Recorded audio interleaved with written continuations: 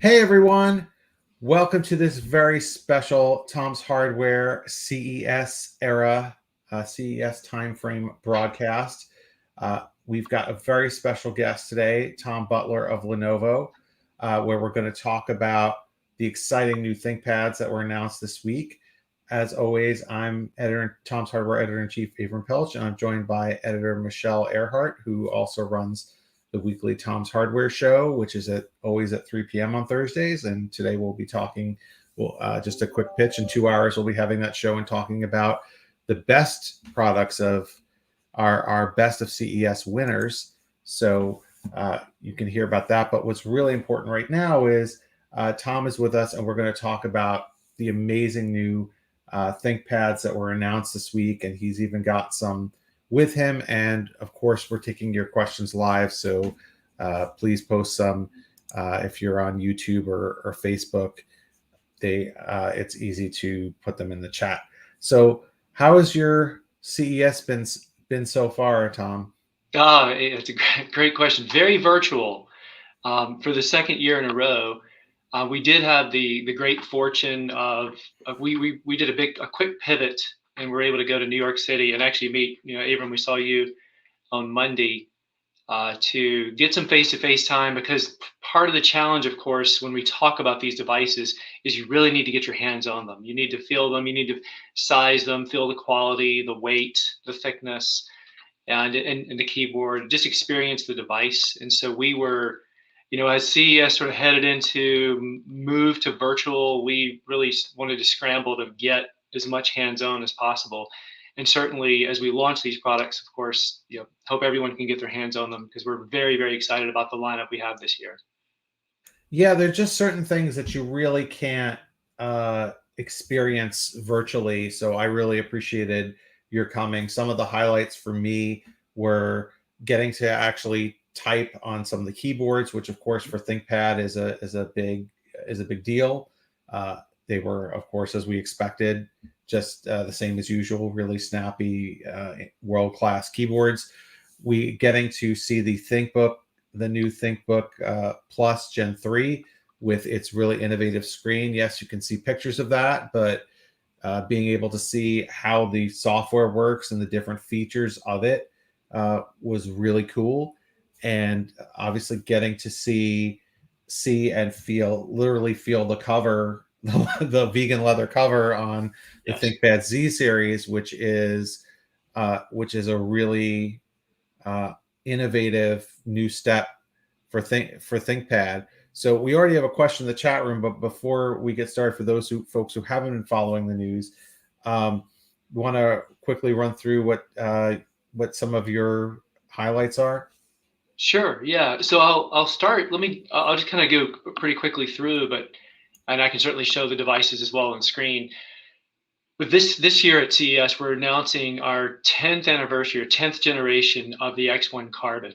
And the X1 Carbon is our flagship ThinkPad, and super excited about it. And the fact that we're celebrating a 10th anniversary sort of gives a testament to this wonderful thin and light product. And really, the focus for Carbon, as well as our X1 Yoga and our X1 Nano, are two areas. One is collaboration. All of us are doing much more of this, on video calls all day long, sitting in front of computers for many more hours of the day. And then the second area is performance. So, bringing more performance as we're on these, again, video calls that tax the systems, using the systems more and more frequently. But I'll first call your attention to the very top lid. It's subtle, and I'll show you another product here in a moment that's not subtle. But we've put in place a communication bar, and this houses effectively significant improvements on the system for video collaboration. So we've got discrete full HD cameras, 1080p cameras, as well as IR, and we've also included an optional computer vision chip with its own XPU up in the lid of this collaboration bar. And then on the very edge lid, you probably won't see it over camera, we have 4 microphones on the system as well. All of this has been built to drive a better collaboration experience. So we've partnered with Dolby for Dolby Atmos speaker system. Dolby Vision panels, and now we include Dolby Voice, which gives you spatial awareness of the noise, the ambient noise around you, and will actually tune out if you have trucks driving by, keyboards, someone talking in an adjacent room. It will tune all of that noise out and focus just on your voice. And then with the full HD camera, we've really revved up the performance of that system as well, the performance of the camera. So there are going to be a lot of 1080p cameras in market. We've gone specifically to a larger sensor size, larger aperture. So we have a 1.4 micron sensor, f2.0 lens to allow for a better quality experience. And then here's my computer vision working actually. The computer vision chip senses when you walk away from the system, it will actually lock on leave and then turn off the system or turn down the screen to save power. Even if you look away for a moment, it will turn down or dim the screen, again to save power perspective. But then from a wellness perspective, again, sitting in front of the computer all day long, we will prompt you if you've been looking at the computer for too long to look away, to rest your eyes. If you're slouching in front of the computer, we'll prompt you to sit back up straight to better your posture. And then pair that with eye-safe certified low blue light screens. It's really been wrapped up into we are all using these systems all day long, in front of these video calls, as an example. The second piece is performance. So historically, I've had U15 processors or U15 class processors in our X1 line. This year, we'll support the U15, but we've also redesigned our thermals to support P28 processors. So it's a significant bump up in performance. And the nice thing is it comes at no penalty of the weight thickness of the system. So you still have that incredibly thin, lightweight chassis, and this ports across X1 Carbon, Yoga, as well as the Nano. And my X1 Nano this past year, I had UP4, and now I've moved to U15 and P28 class. So super excited about the significant improvements we've made on these flagship ThinkPads. All right, so let me take you through a little bit of a change here in terms of form factor. So the other exciting news we've had from a ThinkPad perspective is the announcement and launch of an all-new series, the ThinkPad Z series. And this has been a work in progress for the past 2 years. And we've been looking at and working with customers who are not purchasing ThinkPad today. So we have a dominant #1 share position in the commercial notebook market with the current ThinkPad products, but we only own effectively 1/3 of the market. So we wanted to go after new users, looking at what resonates with these customers, and it really sort of culminated with looking at a more consumerized ID or modern looking ID, choice of colors, materials, and finish, and then sustainability. And so those sort of elements pulled together as we built and designed the ThinkPad Z series, and it culminates with the launch of 2 form factors, a Z13 and a Z16. And the other big piece of this is choice of colors, materials, and finish. So I'll hold up my 2 Z13 silver as well as my Z16, which is a vegan leather and bronze aluminum chassis. So you'll see as I hold these, again, pretty distinct differences in the coloration and finish. And the other big piece is the celebration of this communication bar. So I just showed it to you on the X1 Carbon, but now you see a pretty bold approach to this. And again, all of this is to drive awareness and sort of notice of the use of these systems for collaboration experiences. Inside, there's some pretty major changes to the ThinkPad, and I'll really start from the top down. So we talked about the collaboration bar, where I house that full HD camera, dual array microphones, IR camera. You're also going to notice a very narrow screen to body, so very narrow four-sided narrow bezel design with the highest screen to body ratio we have in ThinkPad. So this is going to be a 91%, and on my 16-inch that I'll show in a moment, we have 92%. And then if we have ThinkPad fans on the screen, you're going to see some subtle changes on the keyboard as well. One, we drive to an edge-to-edge keyboard, but we also move to an all-glass touchpad, an all-glass palm rest with a haptic force pad here that houses the track point buttons. We know that if you're new to ThinkPad, you're likely not using the track point, but what we include the track point buttons into the haptic force pad. So you still have those buttons embedded, but if you're a touchpad user, you have that full touchpad at your disposal. And then probably another not so subtle change is we've reversed the function and control keys. ThinkPad, we always have the function on the outside of the keyboard, but we flipped this in recognition of people coming from other PC vendors into ThinkPad for the first time will have this control function layout. And then finally, from a performance perspective, we've worked exclusively with AMD on this design. And we're launching the new Ryzen Pro 6000 series class U-class on the 13-inch, and the normal stack goes Ryzen 3, Ryzen 5, Ryzen 7.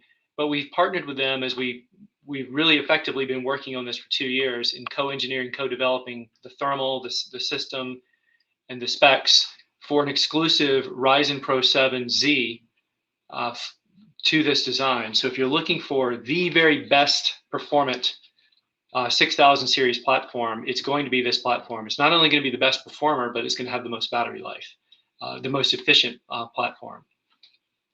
And then on the 16, let me flash this one up here in a few moments. The 16-inch, very much like the 13, will come in the Arctic Silver form factor, the same collaboration bar. And then on the interior, we've put front spacing or upward firing speakers here. Same partnership with Dolby for Atmos, Dolby Vision, and Dolby Voice. And then the 16 has both an H-class 6000 series APU, but it also houses an optional Radeon Pro 6500M GPU. And again, the beauty of working with AMD, so AMD plus AMD from an APU and GPU perspective, is the two recognize each other, and we've employed a technology called Smart Shift, which will dynamically move the thermals up, either on the APU side or the GPU side, up to 25% more performance, based on the application and the workloads that you're driving into the system. So again, very excited about not only the aesthetics and the design, the user experience, but also the performance. And then the final thing I'll say about Z series is we focused a lot on sustainability for this series, and part of this ports across to the rest of our ThinkPad line. But we've gone to a heavy use of recycled materials, so the aluminum, 75% recycled. Our power supplies are 90% post-consumer content. We've even redesigned the packaging that goes into the system. So I'll see if I can hold this up, make it a little too hot there on the line. Oh, I can kind of see the logo if you tilt it at the right angle. Yep. So this is our new, effectively, candy box that houses the system. This is made of 100% bamboo and sugarcane. So not only is it effectively the most the greenest material you can use, but it's recyclable, but also rapid compostable. And so it really gives a sort of redefinition of what you should expect from a packaging perspective. And then the outer packaging, historically, we've had plastic bumpers, foam bumpers, plastic bags, all of that's gone. So it's completely cardboard inside, so recycled and recyclable material, through and through for the packaging. And you'll see this port into our X1 line as well as other ThinkPad lines as well. But really, really proud of this sort of new design. But again, I want to be clear, I've got a phenomenal portfolio of ThinkPad for all of us who love love and use ThinkPads on a day-to-day basis. Z series is designed for new users, new to ThinkPad, and really going after a new audience for this platform. So that kind of sort of is a quick roundup of the ThinkPads. And Abram, I will spend some time on the ThinkBook Plus Gen 3, but I wanted to see if any questions. Yeah, we have a bunch. We have a lot from Okay. we have some great Excellent. ones. We have some Sure. great ones from our viewers, so we'll Okay. go with those instead of ours, because I'm more interested in what the readers asked. Sure. So I think about 43 asks, is there X1 going to Titanium be Yoga, yeah. a new X1 Titanium Yoga or not? Yeah, so at CES now, sort of this week, we're announcing the launch of the Carbon Yoga and Nano, sort of the launch of these products. So those are all the ones I can talk about from right now, if that makes sense. Can't really comment on future X1 portfolio, but stay tuned.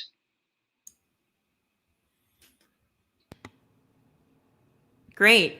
And we have another question from Francis Kwok. Oh, it disappeared. Okay. From Francis Kwok, who asks, will the noise levels of the new ThinkPads be published?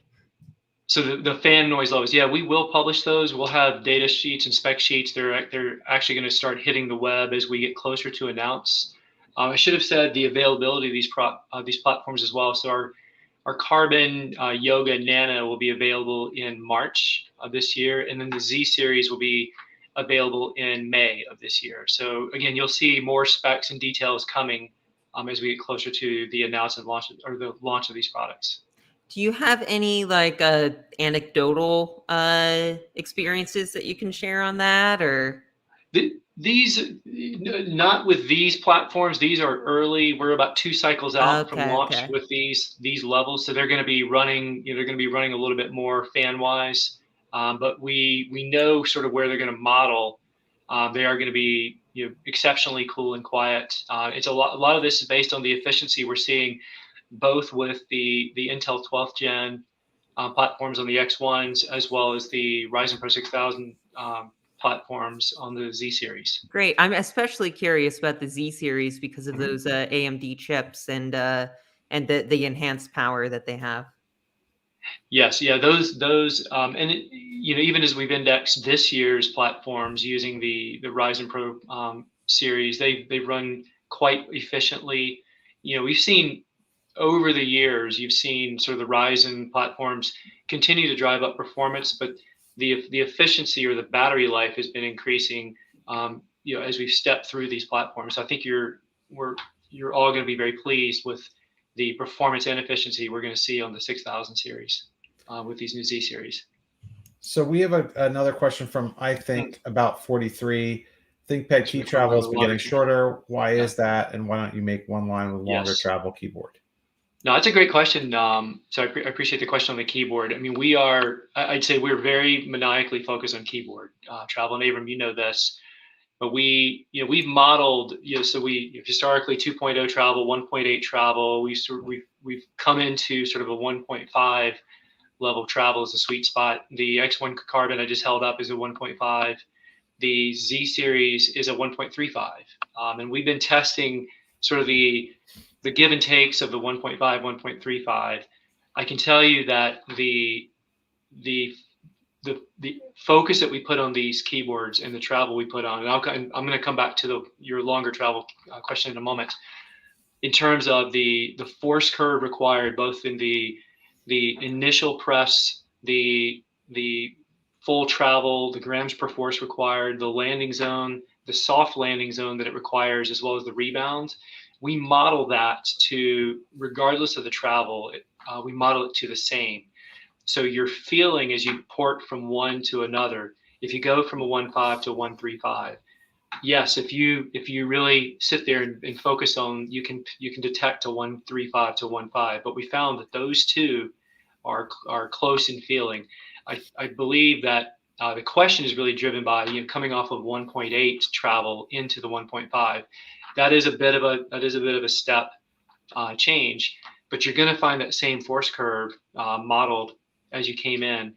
What we found with a 1.8, it's really been driven, and we run hundreds, well, actually thousands of people through user testing in field worldwide.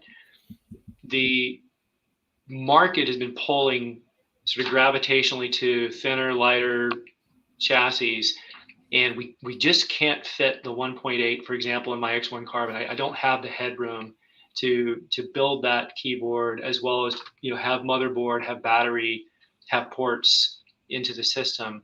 So we reach an impasse of maintain the 1.8 or move to the 1.5. We like where we've landed with the 1.5, and again, we do explore some areas. You've seen the 1.35 on the X1 Titanium as example. Someone just asked about a moment ago, the new Z series. But I can also tell you, we don't see any keyboard below 135 that is appreciably a good experience, because we can't get to that curve that I talked about with the grams per force, the soft landing, the rebound that you expect. You're just getting closer to typing on a table, and we're not going to do that. So I'm kind of curious, how long has it been 1.5 on the Carbon? Yeah, I knew you were going to ask me that question as soon as I started to scrape the brain of which generation we moved. I believe, I'm not going to get this right, but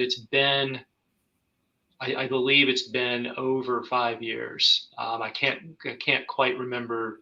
It was after we moved out of the lift and lock in the X1 Yoga. If you remember that keyboard, that was as we moved next generation, we didn't physically have room for that lift and lock or the 1.8. But I've got to scrape the brain in terms of pulling back when we did this move. So, but I would just say, in my response, so I think about 43 says X1 Carbon 2018 was 1.8, 2019 was 1.5. So for what it's worth, from my experience, I have here sitting on my side here that I use an X1 Carbon Gen 6, which I think is 2018 or maybe 2017. 4 years ago, yeah. 17.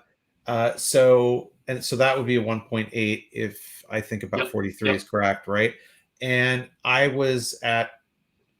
tested I tried type. The first thing I did when I was at Lenovo's suite on Monday was I tried typing on the X1 Carbon, and I found that the feel on the unit there was great.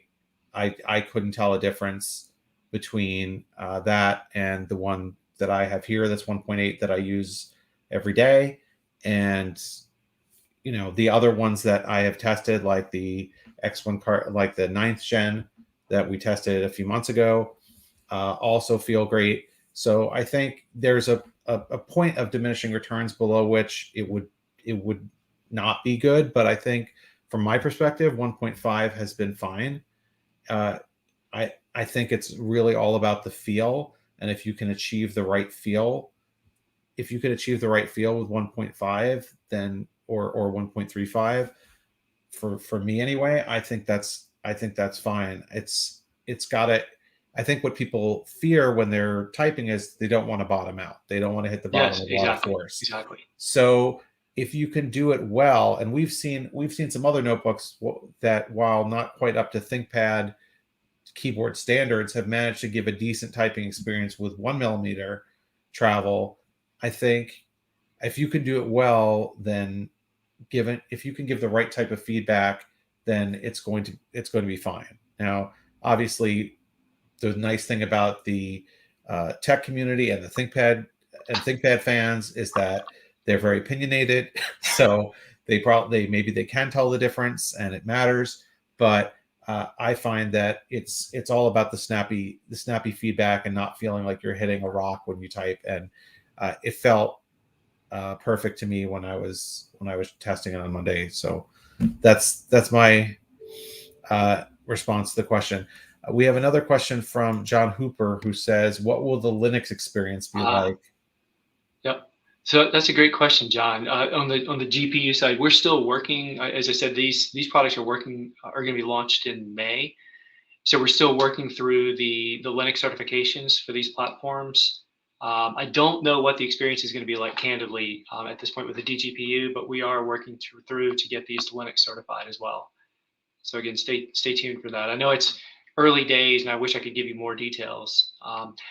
The question you may be asking is that smart shift technology as well. That one I don't have an answer to. I'm not certain that we're going to be able to recognize or pass down through to the silicon to take advantage of that capability.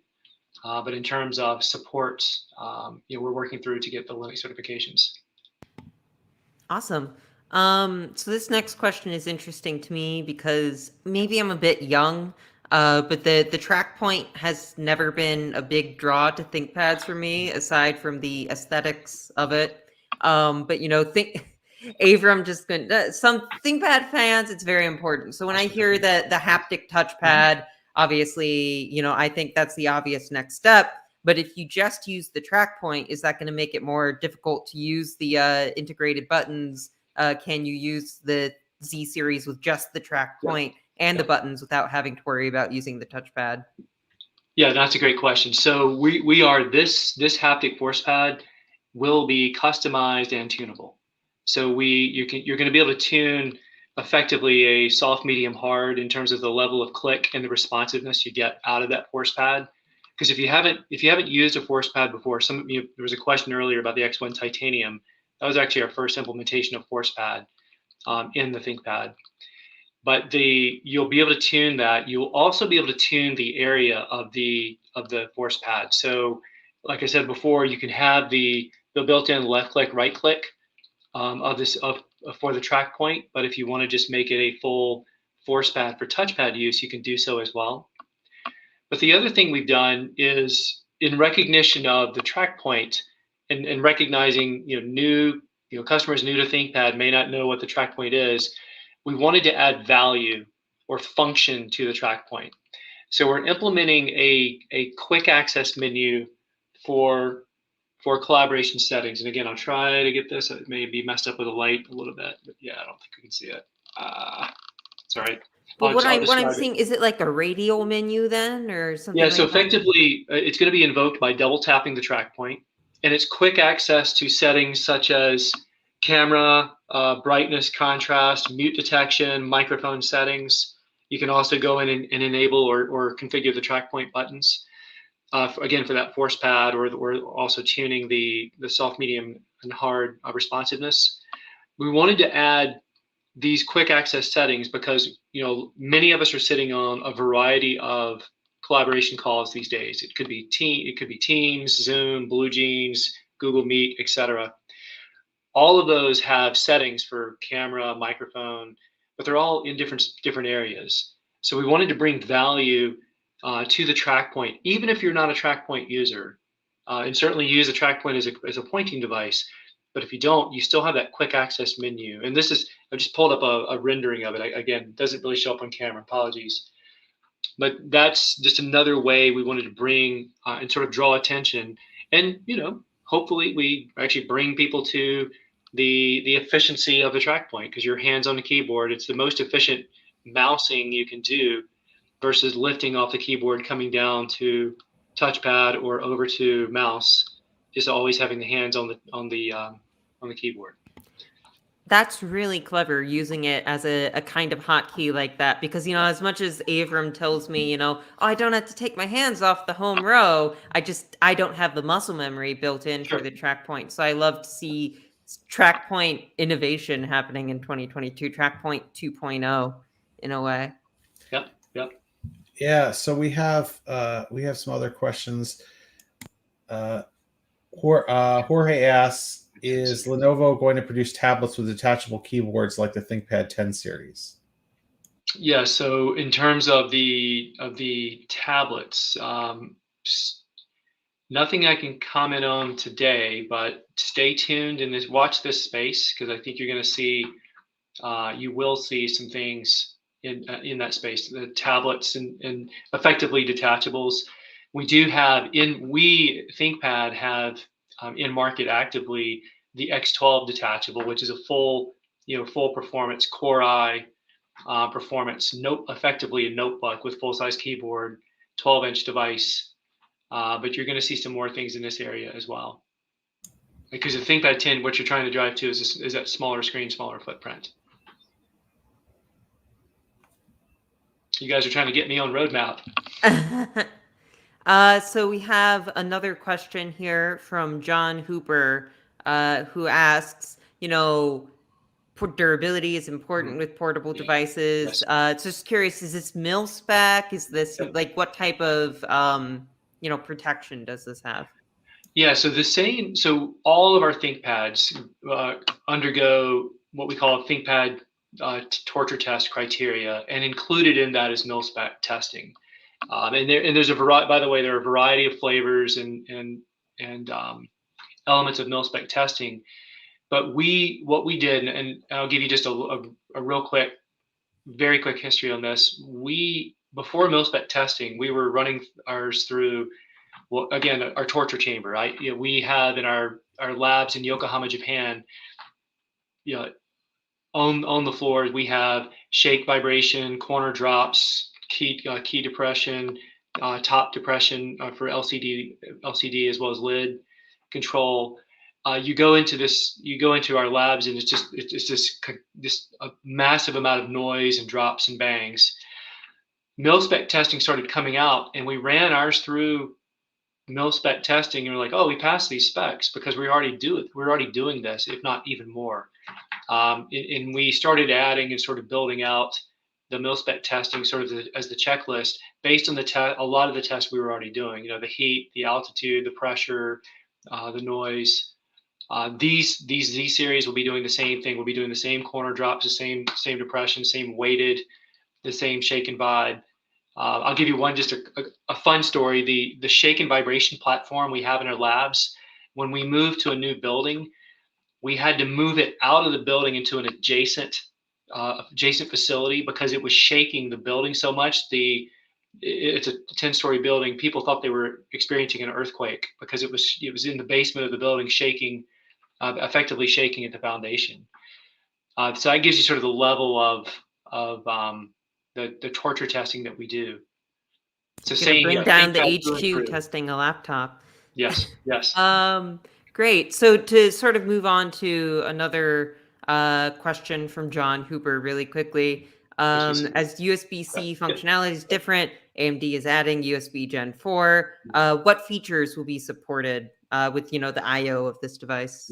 Yeah. So I should have called out the I/O on these. So these will be as John, you point out, USB 4.0. So effectively, it's bringing Thunderbolt 3 spec to the chassis. These also, you see a SIM card drawer here. These will be Wi-Fi 6E, but also LTE, 4G LTE enabled. And then on my 16-inch, I'll have the same ports, but I also include a full-size SD card reader as well, because we see this more as a content creation device as well, or a media editing device, in addition to the portability of the Z13. Now that was a Z series. You were just yes. I was correct in seeing that there was not Type A connection. Correct. On the Yeah. Z So series, these correct? exactly. So these again, we've slimmed these out in from a chassis perspective. You're going to see just the USB 4.0 ports. On my X1 Carbon, I still maintain that full array of ports. Okay.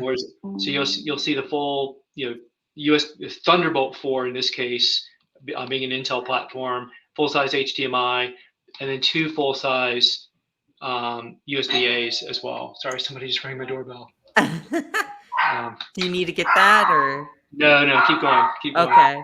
So, that's curious then.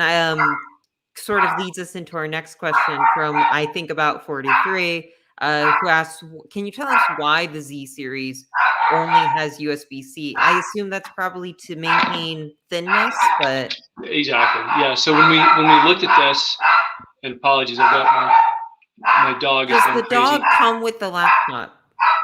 Yeah, exactly. So these, as we designed these or designed the thin and light, we went to a very thin and light chassis, and as you can see, even my AV port that I have here is really maxed out in terms of thickness. And so it was part of the design aesthetic that we went with in terms of this system, both for the 16 and the 13. Gotcha. So first personal question for me for the show. No. What is the dog's name? Yes, Remy. I got a puppy in the other room that doesn't like doorbells, unfortunately.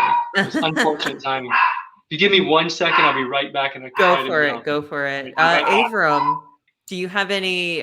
We've looked at a lot of devices, and we've been taking a ton of user questions, which hasn't left us with a lot of time. Yeah, I mean that's good. We had a chance to talk on. Oh, for sure. But I'm curious if you have any observations to share with Yeah, folks. I mean, I think I really like the design of the new Z series. I'm really eager to try it out and see what it's like using the haptic touchpad, because I'm not used to and using it to click for. I'm a big TrackPoint user, but using it as my buttons for the TrackPoint, I'd be curious to try it. It's not. It reminds me a bit. It's obviously different because it's haptic, but a couple laptops ago for me, I had the ThinkPad T440S, which is lasted so long that my 9-year-old is using it now as his laptop. And what a lucky 9-year-old. I'm sorry. Yeah, I know. Well, he is, and I can attest to the durability of that because he drops it all the time. And it's 7 years old and it still works. So, but that had the TrackPoint buttons as the top of the touchpad. There, it was mechanical. It wasn't haptic, but it was very feasible. It was very feasible to use it like that. So I'm sure it will be feasible on the Z series. I know we've been taking a lot of your time, but I wanted to ask if you could briefly show the ThinkBook now. Yes. I know ThinkBook doesn't fall necessarily under you, correct? It does not. Yeah, I have ownership of the full ThinkPad portfolio, but I did want to show you this new ThinkBook Plus Gen 3. This is a new. It's pretty dramatic change. If you've been tracking the ThinkBook Plus line, we introduced for the last couple of years, we've had an e-ink display on the top cover, and there's been some utility to have this second screen. You're closing. You could have documents or even email notifications. A lot of people were starting to use this as an e-reader on the top. But this year, we've really gone through a dramatic design change, and we're moving to an all new 17-inch, and I'll flip it around here, 17-inch 21:10 display with an additional 8-inch display on the palm rest. And so you can see already there's a pretty dramatic ID when you look at this platform. It's very long and narrow, but what I've actually popped up here, just to give you some example of the utility, is a multi-windowing experience. So I've got full web page here. I've got some random page I pulled up here. I think it's Tom's Hardware. Not sure where I got that one from. But you can see that I actually have full control of the device on my 8-inch screen in my palm rest. So you could scroll through. You could actively take notes with the pen input. Just kind of gives you an extension of that screen. And in this device, it sort of unlocks some new user experiences we've been working on. So you start thinking about if you're working at home, but you don't have a multi-monitor setup. This sort of takes that need away, because now you have the ability to put full screen content up on screen, have additional content supported. If you wanted to have a large Excel spreadsheet pulled up, you could certainly do so. Another example from a multimedia perspective could be you open up Adobe Lightroom or Photoshop, and you could bring up the image you're editing and then your control menus here at the base. So it just starts opening up more utilization than you perhaps have had in the past. We've done a few things on the base, and again, I don't know if this is going to show exceptionally well on camera, but we've added some quick touch menus in the system in the base here that allow you to access, change settings, pull up different menus. I've now mirrored, as an example, I just pulled up what was on the base screen up to the top screen for quick access. So just putting some quick software menus. Now I've got access to really any programs they want. I can even pen programs here for quick access that would open up on the 8-inch screen. I could emulate my phone, so I could have that on screen, perhaps taking care of some texts while I'm in a meeting with my boss. Don't tell him I said that. But again, it just gives you pretty dramatic, level of utilization that we haven't seen before in notebooks like this. So this reminds me just a teeny bit of, I think it was the W701DS Yes, ThinkPad good memory. that had I can't remember what I had for breakfast yesterday, but I can remember that because it had a 17-inch primary display and then a secondary display that popped out of the side. Exactly. But that was a very heavy laptop, and this is not. The nice thing about what I like about this one, because that 701 DS was, I think, almost 8 pounds heavy, and it was probably thicker than a dictionary at that time. Now, it was a thick and heavy device, but of course it was meant for. It was a mobile workstation, but we put that second screen. Actually had a tilting function could tilt into to put it effectively for menus, things of that nature.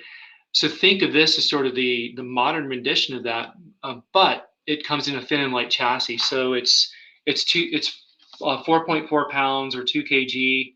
It is a little under 18 millimeters thin. So it really gives you a nice, effectively a portable 17-inch useful screen here, which is not, sort of not the standard when you think about using devices like this. Going off of that, my first concern when I see this device, it's very cool looking, but my first concern is how do I fit this into a bag? Are there going to be like carrying cases for this, or? Yep. It's a great question, Michelle. We're actually designing a drop-in backpack. We're going to have a couple of other devices. It is a long. It's 16 inches wide, so you're going to be putting it in sort of these larger carry cases, but we're coming out with slimmer designed cases, really designed for this form factor, because it's a very unique, wide but short in height, so 16 by 9 inches height wise. Okay, so seeing this, obviously this looks like a kind of ultra wide ratio, but seeing this does remind me of a question I didn't get to ask about the Z series earlier. Sure. Just looking at it, are those 1610 or are they are? Yes. Yeah, I should have called that out. 1610-inch displays. In fact, we really see, aside from this guy, 1610 is effectively the sweet spot. We're very happy about moving out of 16.9 into that 1610 range. We ported our X1s into 1610 this past year. Continue there, and these new Z series are also 1610. And I'll without giving away roadmap, I can just tell you we're moving heavily into 1610 screen ratios on a go-forward basis. Do you like this? I mean, this is on ThinkBook. Obviously, you can't talk about future stuff, but what do you think of it? Do you think this is the kind of thing that you would bring to ThinkPad? I like the utility of it. When we look at something like this, I mean, we've got to see what sort of the market, thinks of it in terms of what translates to actual sales, market demand. One of the things we like about what we can do with this ThinkBook Plus line is we can put some experiments out in the field. So as I said, we had for the past couple of iterations the e-ink display on the top cover, and this gives us yet another opportunity to test the waters, so to speak, and test the appetite for a second display on palm rest. The challenge, as you can see here, it does take quite a footprint. If I put an 8-inch display on palm rest, and so you've got to accommodate for that in a fairly wide chassis. So we want to make sure that we've adequately tested before we bring it into other lines, if that makes sense. Is the upper screen touch compatible as well, or it just? Is. It is. Okay. Yep. So touch screen here, pen input here as well. I should have mentioned so from a spec perspective, it's a 21 by 10 3K display, and then the 8-inch is it's an 8-inch LCD or effectively HD display in the base. Great. So we are coming up towards the end of the show, but it seems like we did get a few user questions in while we were looking at the Z book. Do you want to take some of those, Avram, or? Sure. So we have a couple that are basically the same thing, which is wanting to know about upgradability on the new ThinkPads that you showed. Yep. John asks about what is maintenance going to be like, upgrade, swapping parts, and repairs. Yeah, so I'll flash up and again, I'm not sure if the video will adequately show, but we've got effectively captive screws on the 13, 1, 2, 3, 4 captive screws and a removable base plate. What we try to do is drive to sort of an elegant serviceability to get to the parts that you can replace. Now, we've moved, as we go into these thin and light chassis, we have moved to soldered down memory. And so both the Carbon as well as the Z series. So you're going to have access to wireless cards, wireless WAN cards, or 5G card, 5G modem in the case of X1 Carbon, and then SSDs. But effectively, everything else is going to be soldered down. Again, we've moved to the point where we can't build down to the thin and light chassis that we're getting to without moving to soldered down memory. But again, on the Carbon, I also show, again, the captive screws. I've got 1, 2, 3, 4, 5 captive screws on the base plate of the Carbon, and that would then come off as well. So we tried to give you quick access and as much repairability or upgradability as possible. But most of it is moving to a soldered state. Great. And I think we have time for one more. And this is from, I think, about 43. Yes. Wants to know about X1 Carbon air intake and whether the new keyboards are spill resistant on all the new ThinkPads. Yeah, it's a great question. So I didn't talk about the way we got to P28 performance, but we actually have an air intake and then rear thermal exhaust venting. So you'll see the fan design is actually underneath the back of this rear hinge. It comes at no sacrifice to our spill resistance. Again, getting back to that torture test criteria, the quality and the mil-spec testing that we run our ThinkPads through. So still spill resistant as always, but we've been able to design the thermals to take in that air through keyboard and then out through rear exhaust to drive up that performance. Again, moving from a U15 class or 15-watt TDP into P28 class processor this year. How does it take in the air without taking in the moisture, I guess? The way we route it, so it's actually routed. So liquid's coming in, drops in, and it is gravitationally pulled, and then comes out of the base of the system, and then the air is just flowing across the top and out of the system, out of the back of the system. Gotcha. Great. Well, I know you spent a lot of time with us, and I want to thank Tom so much for taking the time to join us and show us all these amazing new products. We have some more detail about those on tomshardware.com, and of course, you'll be able to get them from Lenovo at retailers and Lenovo.com in the months ahead. And of course, we thank all of you for tuning in.